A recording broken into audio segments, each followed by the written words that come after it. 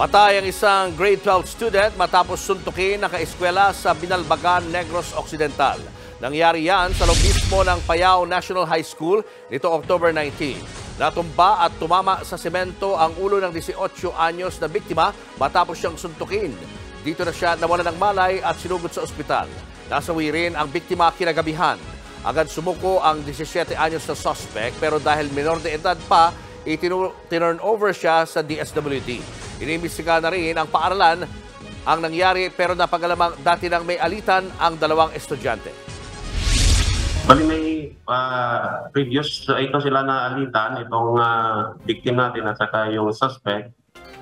May pinag-aawayan sila, parang nagmumurahan, nagbabantaan sila sa social media, ng satsat. Kaya nagkaroon sila ng gilwaan. Mga kapatid, Julius Babaw po. Huwag maging huli at maging una sa lahat ng balitaan.